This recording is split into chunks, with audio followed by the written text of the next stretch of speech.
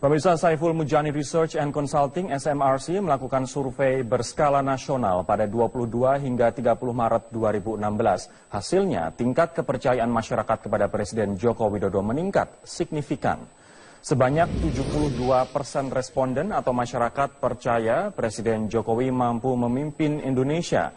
Tren peningkatan ini apabila dibandingkan dengan survei 3 bulan yang lalu hanya sebesar 53%.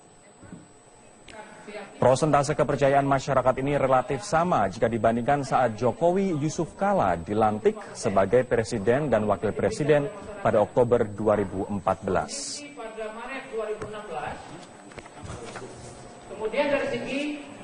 Kepercayaan masyarakat atas kepemimpinan Jokowi didasarkan pada indikator pertanyaan antara lain soal pembangunan infrastruktur, ketersediaan dan akses kepada kesehatan dan pendidikan. Kemudian faktor lain adalah keamanan dari ancaman terorisme serta peningkatan sektor perekonomian. Peneliti SMRC Jayadi Hanan memastikan survei ini tidak didanai oleh pihak manapun termasuk pemerintah. Survei ini dibiayai sendiri oleh SMRC.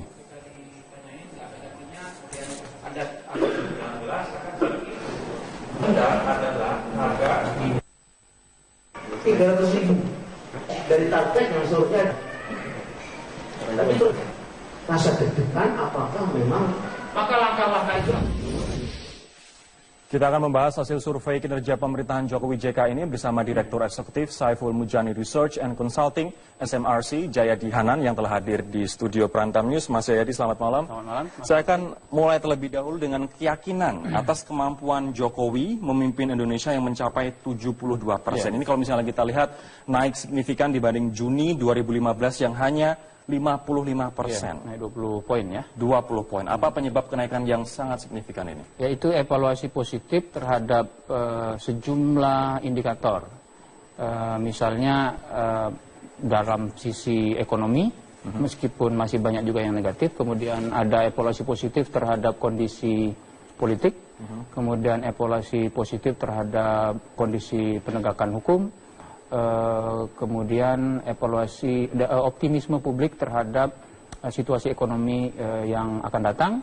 Kemudian juga itu juga dipengaruhi oleh tingkat kepuasan yang saat ini sudah di angka 59% atau 60%. Salah satu penyebabnya adalah tingkat inflasi yang rendah gitu. Berarti dari 4 faktor ini, ekonomi, politik, penegakan hukum, kemudian tingkat kepuasan ini mempengaruhi keyakinan masyarakat atas kemampuan Jokowi memimpin sampai dengan 72%.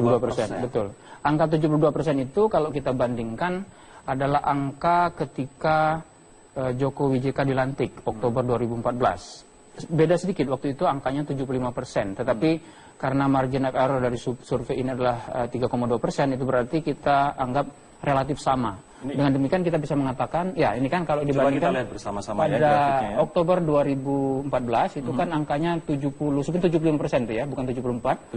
Kemudian pada Maret 2016 itu di angka 72. Ini perbedaannya di dalam margin adalah error. Garis yang merah ya. Yang merah ya, bisa juga paham, berarti Oktober 2014 itu paling kiri, 74% Mas ya. Betul, kemudian turun di Juni 2015, kemudian naik terus sampai dengan Maret 2016 menjadi 72%. Betul. Jadi kalau dengan demikian kita bisa mengatakan sekarang bahwa tingkat keyakinan publik kepada kemampuan Presiden Jokowi memimpin itu sudah pulih. Seperti ketika dia baru saja dipilih dan dilantik sebagai presiden. Kalau kita lihat garis biru ini adalah mereka yang tidak yakin dengan kemampuan Jokowi, ini pun jumlahnya terus turun. Terus menurun. Awalnya meningkat ya di hampir setahun pertama itu meningkat, lalu kemudian terus menurun seiring dengan makin berkurangnya gonjang-ganjing politik kalau kita perhatikan ya. Kalau kita perhatikan masa antara titik pertama sampai titik kedua itu antara Oktober 2014 sampai Juni 2015 itu kan banyak sekali peristiwa politik yang gonjang-ganjing. Ada perseteruan antar lembaga negara, ada keputusan-keputusan presiden yang dipertanyakan masyarakat dan seterusnya, ada persoalan dengan lembaga legislatif dan seterusnya. Nah itu semua antara lain menandai makin menurunnya tingkat keyakinan publik. Tetapi setelah itu kemudian terjadi semacam upaya-upaya atau langkah-langkah dari presiden untuk tidak hanya melakukan konsolidasi politik, termasuk mengumpulkan memperkuat kekuatan politiknya di parlemen atau di DPR, termasuk kemudian ditambah dengan beberapa agenda substantif yang dilakukan oleh Presiden di bidang ekonomi dan terutama pemberantasan korupsi. Ini berarti Juni 2012 masa tersulit. Masa tersulit itu, setelah gitu itu mulai membaik dan sekarang kepercayaan itu pulih ke seperti sedia kala di Oktober 2014. Apa implikasinya bagi pemerintahan Jokowi atas tingginya kepercayaan masyarakat? Implikasinya dua. Satu, bahwa Presiden sekarang punya modal yang relatif besar, dan besarnya modal itu artinya modal kepercayaan publik ya. Modalnya itu relatif sama dengan ketika dia menjadi Presiden. Ini modal bisa digunakan oleh Presiden untuk dengan lebih yakin, lebih pasti, lebih memimpin di pasca Maret 2016 ke depan. Itu modal yang besar. Tapi juga implikasinya adalah ini ada ekspektasi yang sangat besar dari publik. Ekspektasi yang besar itu berarti disertai dengan tantangan yang juga besar. Kalau misalnya Presiden gagal di masa yang akan datang, maka akan dihukum lebih berat. Ini artinya pun Presiden juga seharusnya lebih pede dalam mengambil keputusan. Lebih pede, sekaligus juga lebih mawas diri untuk melihat aspek-aspek apa yang sekarang benar-benar menjadi perhatian publik. Karena kalau kita perhatikan di situ, ada banyak aspek yang masih dinilai negatif oleh publik, terutama adalah beberapa aspek penting di ekonomi dan aspek penting dalam pemberantasan korupsi. Nah, ini sekarang grafik yang kedua, Mas Jayadi. Kalau tadi keyakinan atas kemampuan Jokowi, sekarang adalah tingkat kepuasan. Anda bisa saksikan di kelompok bar pertama yang paling kiri, ini sangat puas. Kalau nomor 5 yang warna biru itu adalah paling baru ya, Maret 2016. Sementara yang kelompok kedua sebelah kanannya adalah cukup puas. Ini cukup tinggi untuk Maret 2016, warna yang paling biru pemirsa 54%. Artinya cukup puas dengan sangat puas adalah 59, puas jadi 59%. Dan itu kalau kita bandingkan dengan yang angka yang bar yang berwarna oranye, ya ketidakpuasan pada Juni 2015 itu besar sekali, 50% lebih, 55% ya. Jadi itu kepuasan negatif ketika itu. Dan sekarang kepuasannya sudah positif, yaitu hampir 60%, 59%. Tingkat kepuasan ini, kalau kita mau menggunakan data perbandingan, dibandingkan dengan masa periode pertama kepresidenan SBY, kan Maret 2016 itu berarti Presiden Jokowi sudah menjadi presiden selama 1,5 tahun. Nah, kalau kita bandingkan dengan 1,5 tahun pertama kepresidenan SBY periode pertama, tingkat kepuasan ini lebih tinggi dari Jokowi. Tahun 2004 berarti ya? Iya, 2006. Sekitar Maret 2006, SBY tingkat kepuasannya 55%. Gitu. Dan ini kalau dibandingkan dengan periode kedua Presiden SBY, itu tingkat kepuasannya sama. Hampir sama. Iya. Periode kedua masa yang sama ya, 1,5 tahun. Ini berarti ada kemungkinan kalau misalnya saja Jokowi lanjut terus, sampai dengan periode kedua, nanti di 1,5 tahun pertama bisa lebih tinggi daripada ini angka. Bisa saja, bisa ada potensi dia memiliki approval rating yang lebih tinggi kalau dia bisa betul-betul fokus pada agenda-agenda utama yang sudah dipesankan oleh masyarakat melalui survei ini. Ini ada juga yang menarik, Mas, data sebagai top of mind yang dipilih sebagai presiden bila pemilu digelar sekarang. Ini jauh sekali Joko Widodo kalau misalnya kita melihat 31,1%, pesaing terdekat adalah Prabowo Subianto 12,6%, sementara SBY 2,2%. Betul. Jadi memang pertanyaan itu untuk menunjukkan apakah saat ini masyarakat sudah ada alternatif kepemimpinan lain selain Jokowi. Itu juga bisa mengukur atau mengkonfirmasi tingkat kepercayaan dan keyakinan masyarakat kepada Jokowi. Dan ini konsisten dengan pernyataan kita pertama bahwa tingkat kepercayaan masyarakat tinggi, tingkat kepuasan masyarakat tinggi, maka tentu saja implikasinya dia akan dipilih kembali, kan gitu. Jadi satu, ini mengkonfirmasi data yang kita sebutkan di awal. Yang kedua, ini menunjukkan bahwa memang saat ini belum ada alternatif kepemimpinan yang di luar Jokowi sementara ini. Yang lain, nomor 2, 3, 4, kalau Anda perhatikan itu masih pemimpin-pemimpin lama. Pemimpin, belum ada sosok baru. Dan kemudian elektabilitasnya itu cenderung stagnan atau menurun. Baik. Mas, sebelum kita nanti jeda dan juga saya akan beralih fokus ke ekonomi, kemudian politik dan juga penegakan hukum, saya ingin Anda menyampaikan singkat saja seperti apa metodologi dari survei ini, kemudian jumlah respondennya berapa, margin of error berapa.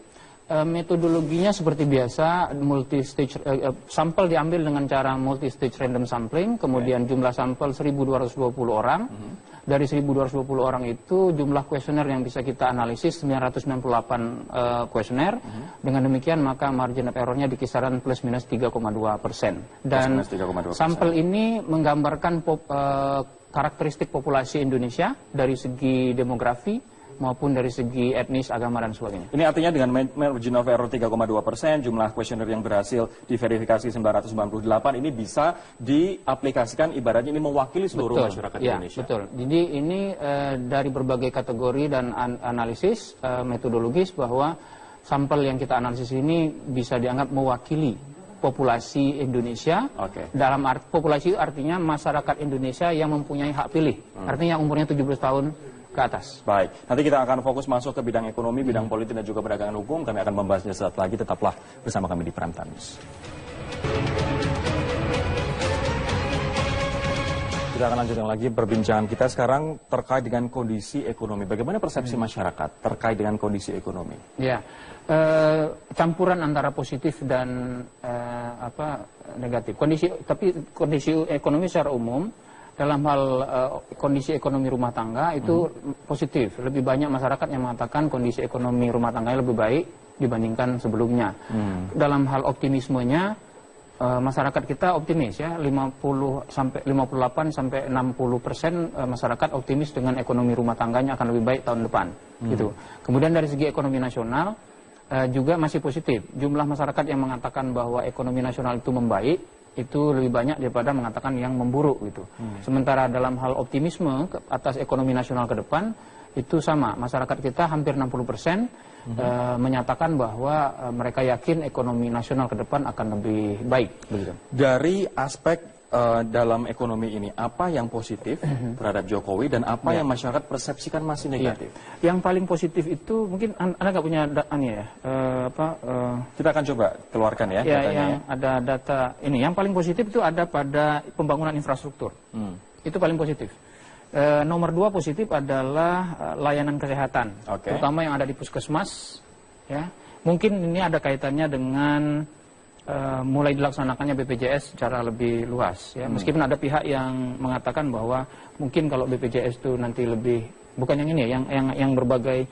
Tapi ini adalah untuk kinerja ekonomi. Ini kinerja ekonomi lebih secara baik 37% ya Mas Jayadi. Kemudian tidak ada perubahan 32%. Yang mengatakan lebih buruk itu 27%. Ini pertanyaan mengenai bagaimana kondisi ekonomi rumah tangga. Ini evaluasi terhadap ekonomi mereka sendiri. Jadi evaluasi ekonomi itu ada 2. Pertama, mengevaluasi keadaan ekonomi rumah tangganya. Kemudian setelah itu kita menanyakan bagaimana dia melihat ekonomi secara nasional. Nah, dua-duanya positif. Kemudian setelah itu kita juga menanyakan apakah dia optimis dengan perkembangan ekonomi ke depan, baik ekonomi rumah tangganya maupun ekonomi nasional. Dan dua-duanya optimis. Tapi kalau misalnya kita masuk ke kebutuhan pokok, kebutuhan berobat, pendidikan, infrastruktur, ini cenderung positif untuk hal-hal seperti itu. Sementara yang negatif adalah soal ada top 3 atau top 4 ya, itu adalah kinerja pemerintah adalah mengurangi pengangguran dan kemudian menyediakan lapangan kerja. Ini sangat negatif. Ini masih sangat negatif. Sangat negatif ya.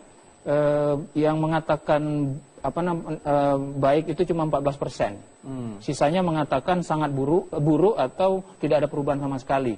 Demikian juga dengan upaya pemerintah untuk mengurangi jumlah orang miskin.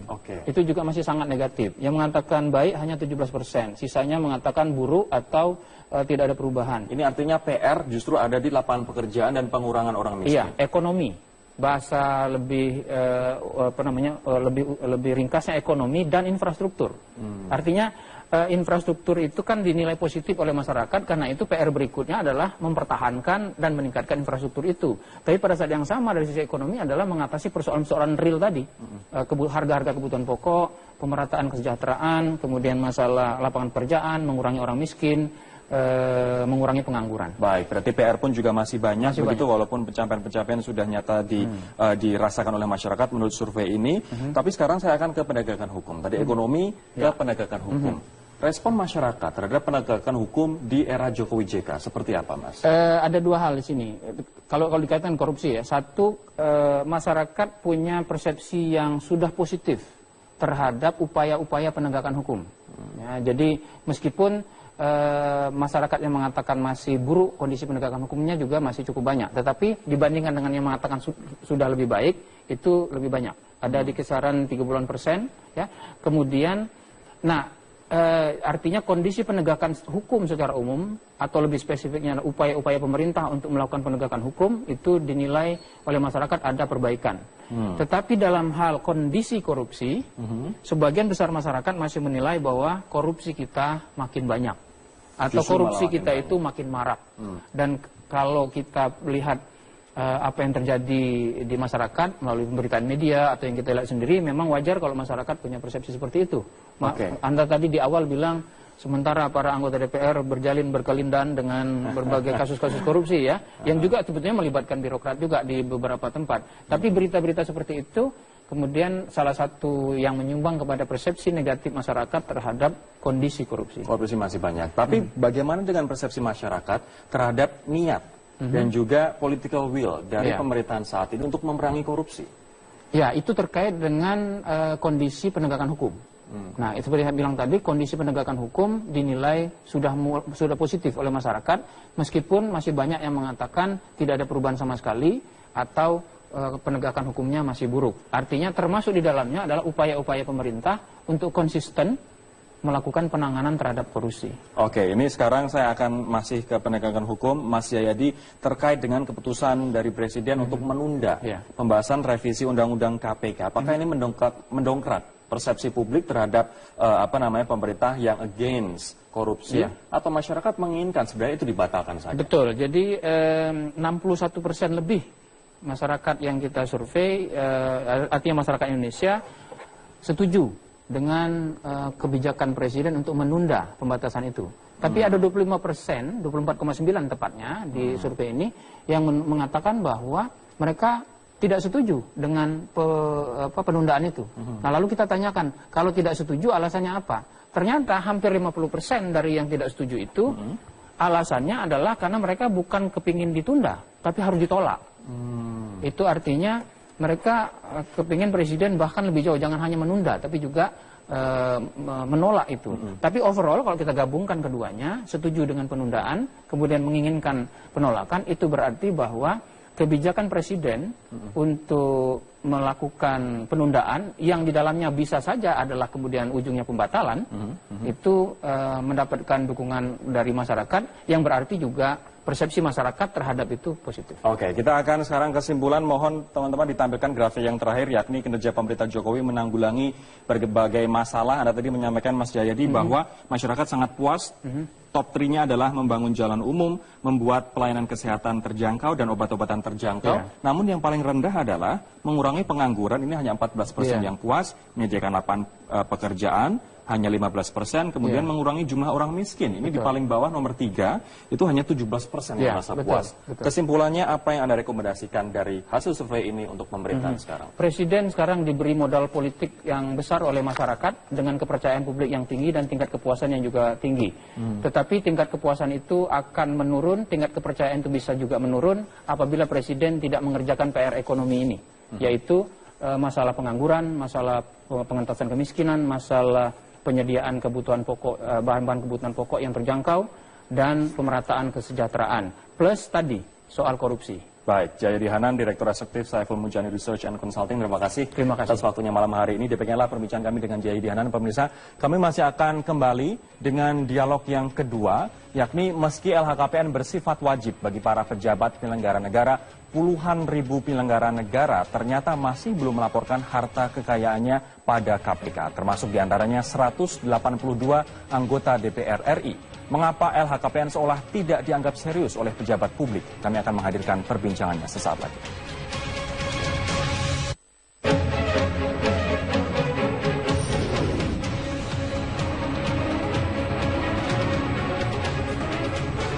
Tujuh anggota DPRD DKI telah menjalani pemeriksaan sebagai saksi di KPK atas kasus dugaan suap Raperda Reklamasi Teluk Jakarta. Dan berikut adalah daftar ketujuh anggota DPRD yang telah diperiksa KPK.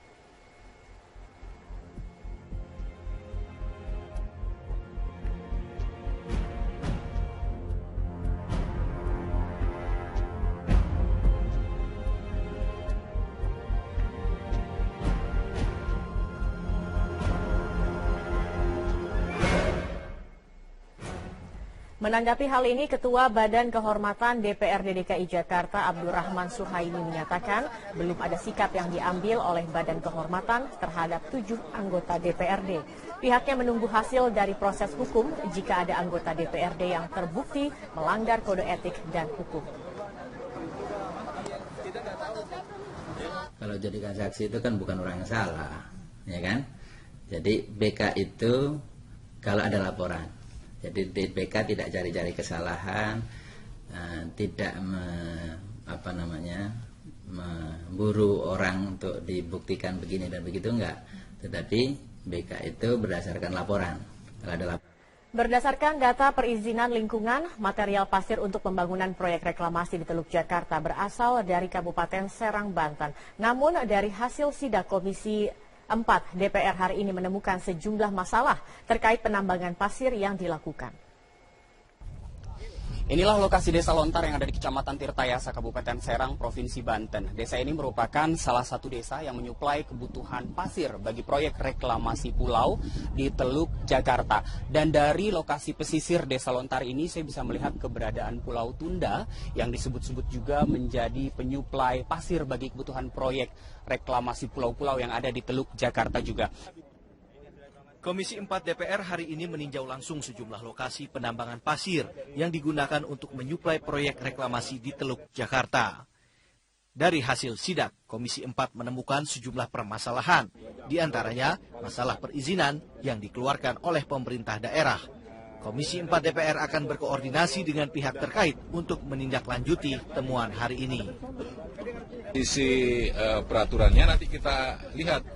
Kita akan koordinasi untuk melakukan fungsi pengawasan dengan KKP dan Kementerian Lingkungan Hidup dan Kehutanan. Apakah dari sisi AMDAL sudah terpenuhi apa tidak?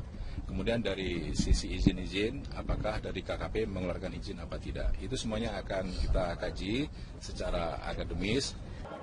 Sementara itu, menanggapi temuan Komisi 4, Bupati Serang Ratu Tatu Khosyah mengaku izin pengerukan di wilayahnya merupakan wewenang Bupati terdahulu.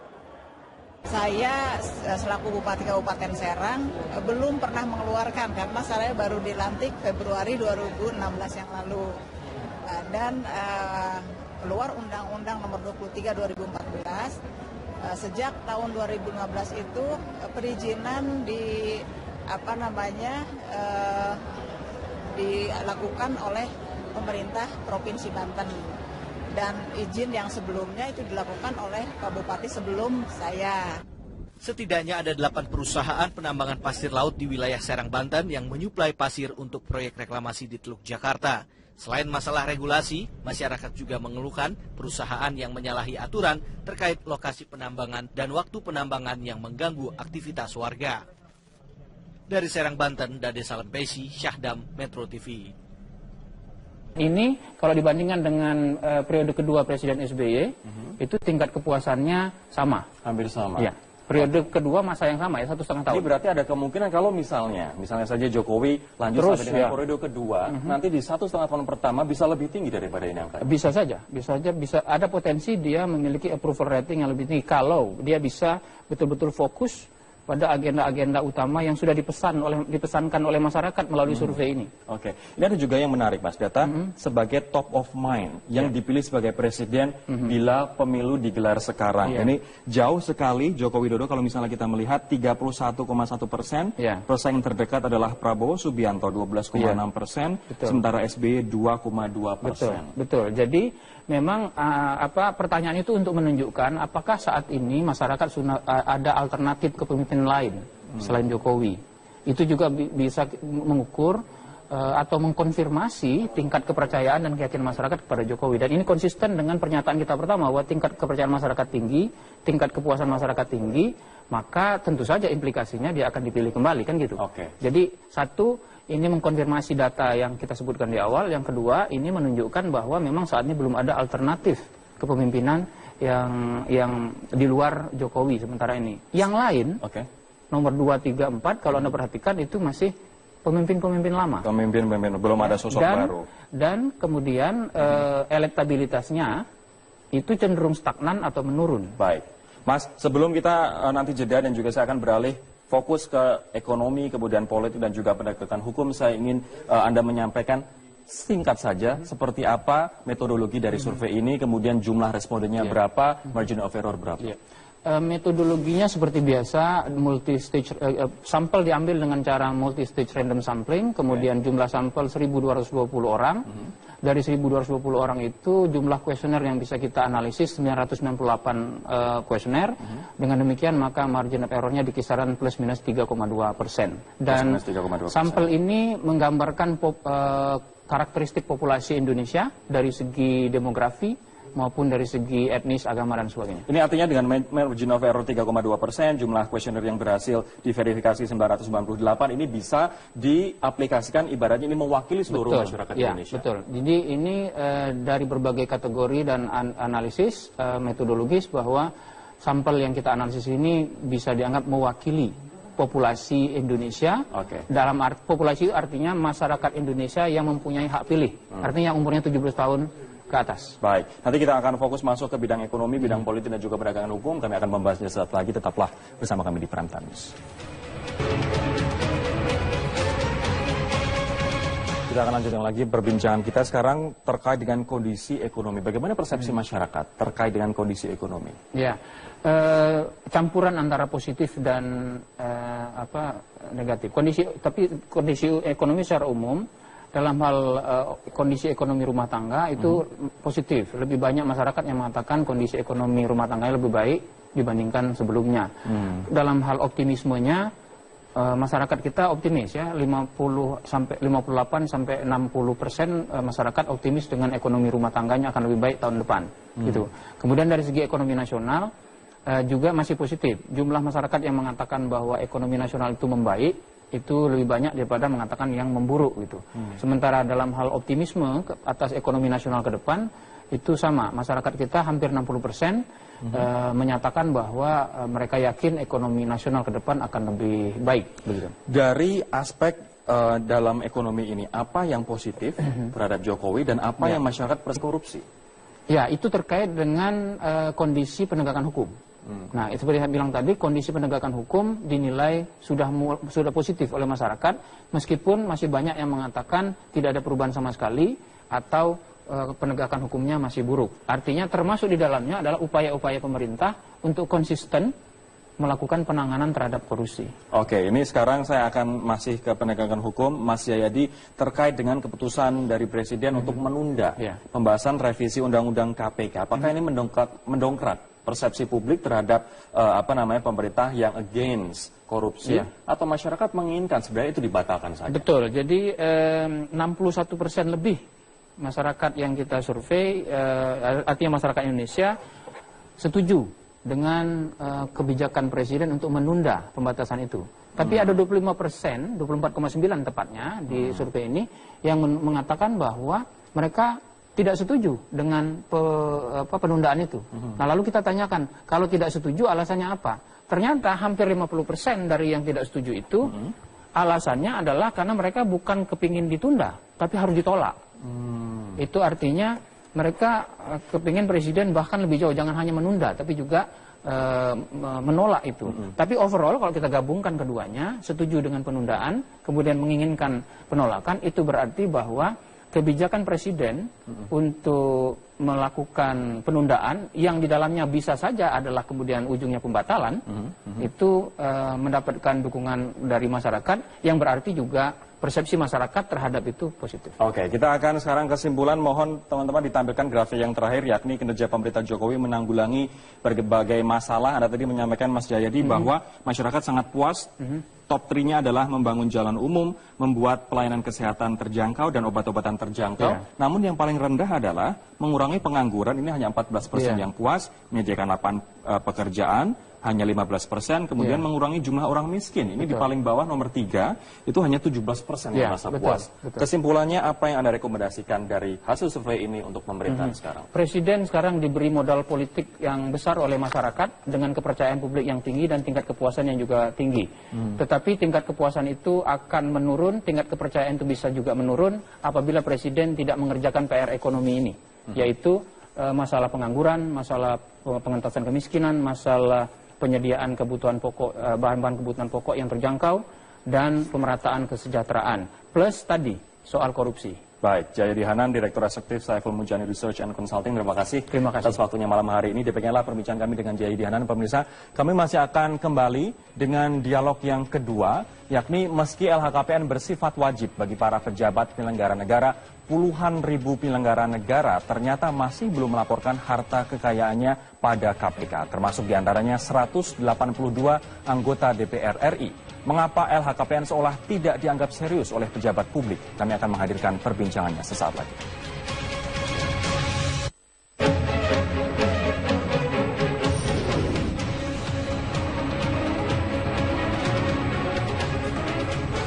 Tujuh anggota DPRD DKI telah menjalani pemeriksaan sebagai saksi di KPK atas kasus dugaan suap Raperda Reklamasi Teluk Jakarta. Dan berikut adalah daftar ketujuh anggota DPRD yang telah diperiksa KPK.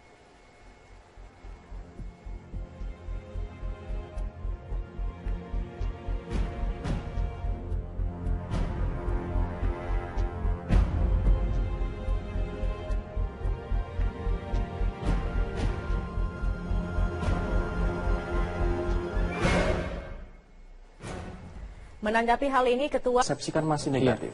Ya. Yang paling positif itu mungkin Anda nggak punya kita akan coba keluarkan ya datanya. Yang ada data ini. Yang paling positif itu ada pada pembangunan infrastruktur. Itu paling positif. Nomor 2 positif adalah layanan kesehatan, terutama yang ada di puskesmas. Ya, mungkin ini ada kaitannya dengan mulai dilaksanakannya BPJS secara lebih luas. Ya. Meskipun ada pihak yang mengatakan bahwa mungkin kalau BPJS itu nanti lebih, bukan yang ini ya, yang berbagai. Tapi ini adalah untuk kinerja ekonomi. Ini kinerja ekonomi lebih secara, baik 37% ya Mas Jayadi ya. Kemudian tidak ada perubahan 32%. 32%. Yang mengatakan lebih buruk itu 27%. Ini pertanyaan mengenai bagaimana kondisi ekonomi rumah tangga. Ini evaluasi terhadap ekonomi mereka sendiri. Jadi evaluasi ekonomi itu ada 2. Pertama, mengevaluasi keadaan ekonomi rumah tangganya. Kemudian setelah itu kita menanyakan bagaimana dia melihat ekonomi secara nasional. Nah, dua-duanya positif. Kemudian setelah itu kita juga menanyakan apakah dia optimis dengan perkembangan ekonomi ke depan, baik ekonomi rumah tangganya maupun ekonomi nasional. Dan dua-duanya optimis. Tapi kalau misalnya kita masuk ke kebutuhan pokok, kebutuhan berobat, pendidikan, infrastruktur, ini cenderung positif untuk hal-hal seperti itu. Betul. Sementara yang negatif adalah yang negatif soal ada top 3 atau top 4 ya, itu adalah kinerja pemerintah adalah mengurangi pengangguran dan kemudian menyediakan lapangan kerja. Ini sangat negatif. Ini masih sangat negatif. Sangat negatif ya. Yang mengatakan baik itu cuma 14%. Sisanya mengatakan sangat buruk atau tidak ada perubahan sama sekali. Demikian juga dengan upaya pemerintah untuk mengurangi jumlah orang miskin. Itu juga masih sangat negatif. Yang mengatakan baik hanya 17%. Sisanya mengatakan buruk atau tidak ada perubahan. Ini artinya PR justru ada di lapangan pekerjaan dan pengurangan orang miskin. Iya, ekonomi. Bahasa lebih lebih ringkasnya ekonomi dan infrastruktur.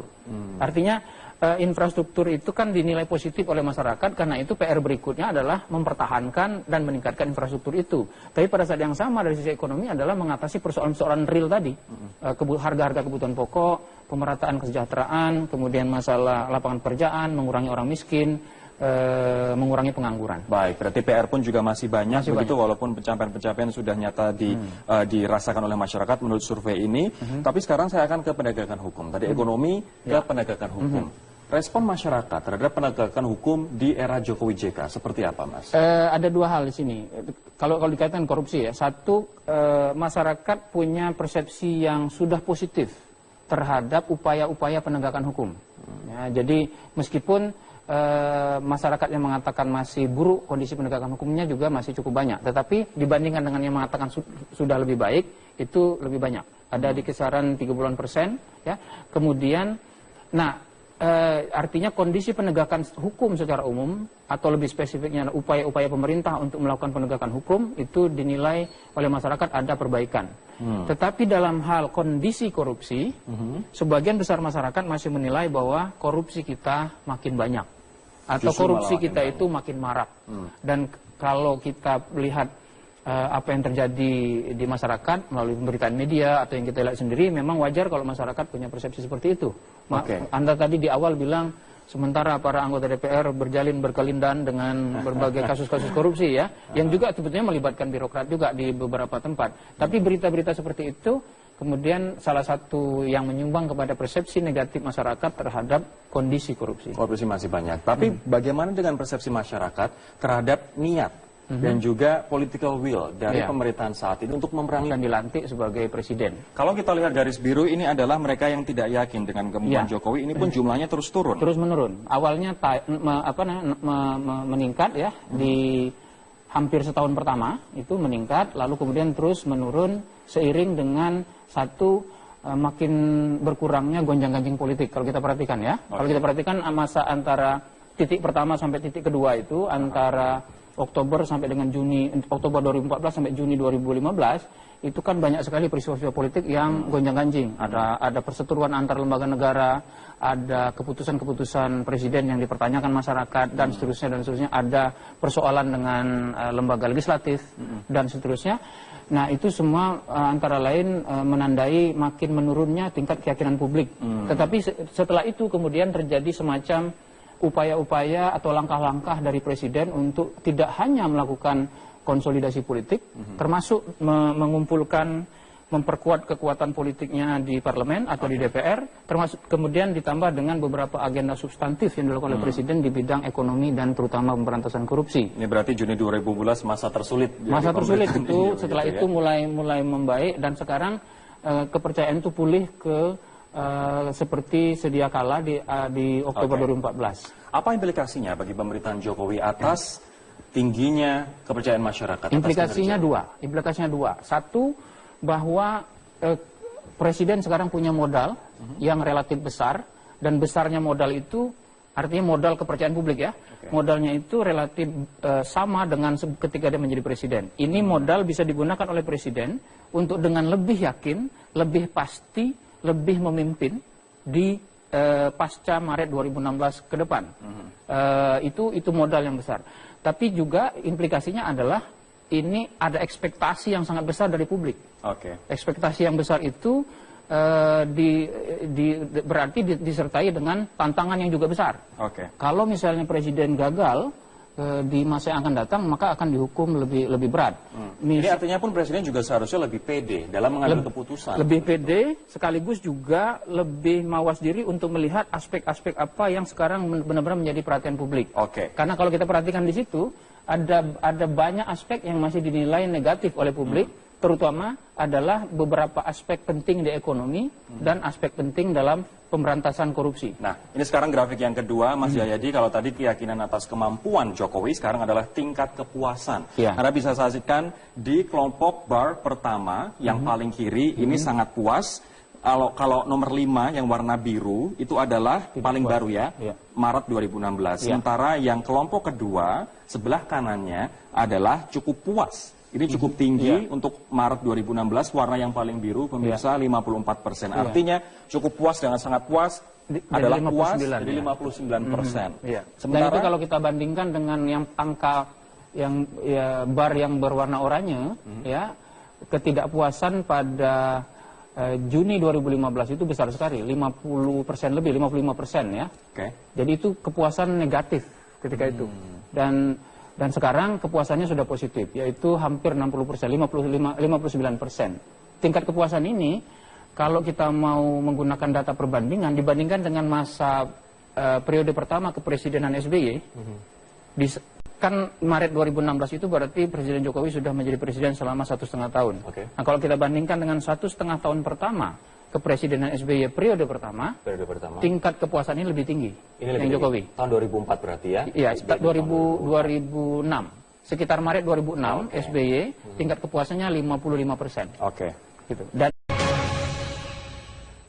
Pemirsa, Saiful Mujani Research and Consulting (SMRC) melakukan survei berskala nasional pada 22 hingga 30 Maret 2016. Hasilnya, tingkat kepercayaan masyarakat kepada Presiden Joko Widodo meningkat signifikan.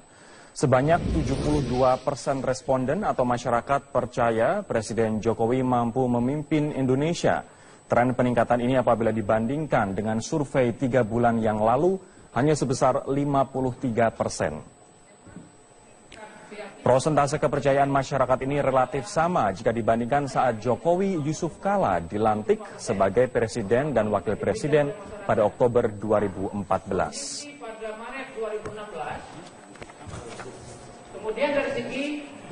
Kepercayaan masyarakat atas kepemimpinan Jokowi didasarkan pada indikator pertanyaan antara lain soal pembangunan infrastruktur, ketersediaan dan akses kepada kesehatan dan pendidikan.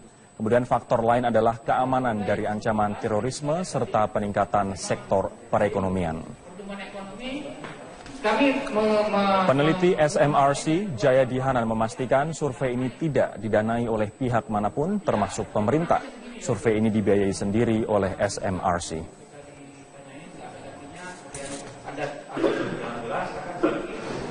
Adalah harga 300.000 dari target yang survei. Tapi itu rasa deg-degan apakah memang maka langkah-langkah itu. Kita akan membahas hasil survei kinerja pemerintahan Jokowi JK ini bersama Direktur Eksekutif Saiful Mujani Research and Consulting SMRC Jayadi Hanan yang telah hadir di studio Prantam News. Mas Jayadi, selamat malam. Selamat malam. Saya akan mulai terlebih dahulu dengan keyakinan atas kemampuan Jokowi memimpin Indonesia yang mencapai 72%. Ini kalau misalnya kita lihat naik signifikan dibanding Juni 2015 yang hanya 55%. Naik 20 poin ya. 20 poin. Apa penyebab kenaikan yang sangat signifikan ini? Yaitu evaluasi positif terhadap sejumlah indikator. Misalnya dalam sisi ekonomi, meskipun masih banyak juga yang negatif. Kemudian ada evaluasi positif terhadap kondisi politik. Kemudian evaluasi positif terhadap kondisi penegakan hukum. Kemudian evaluasi optimisme publik terhadap situasi ekonomi yang akan datang. Kemudian juga itu juga dipengaruhi oleh tingkat kepuasan yang saat ini sudah di angka 59% atau 60%. Salah satu penyebabnya adalah tingkat inflasi yang rendah, gitu. Berarti dari 4 faktor ini, ekonomi, politik, penegakan hukum, kemudian tingkat kepuasan ini mempengaruhi keyakinan masyarakat atas kemampuan Jokowi memimpin sampai dengan 72%. Betul. Angka 72% itu kalau kita bandingkan adalah angka ketika Jokowi JK dilantik Oktober 2014. Beda sedikit, waktu itu angkanya 75%, tetapi karena margin of error dari survei ini adalah 3,2%, itu berarti kita anggap relatif sama. Dengan demikian kita bisa mengatakan, ya ini kan kalau dibandingkan kita lihat bersama-sama pada ya, Oktober 2014 itu kan angkanya 75% itu ya, bukan 74. Kemudian pada Maret 2016 itu di angka 72. Ini perbedaannya di dalam margin adalah error. Garis yang merah ya. Yang merah ya atas. Juga paham, berarti Oktober 2014 itu paling kiri, 74% Mas ya? Ya. Betul, kemudian turun di Juni 2015, kemudian sangat naik turun, terus sampai dengan Maret 2016 menjadi 72%. Betul. Jadi kalau dengan demikian kita bisa mengatakan sekarang bahwa tingkat keyakinan publik kepada kemampuan Presiden Jokowi memimpin itu sudah pulih. Seperti ketika dia baru saja dipilih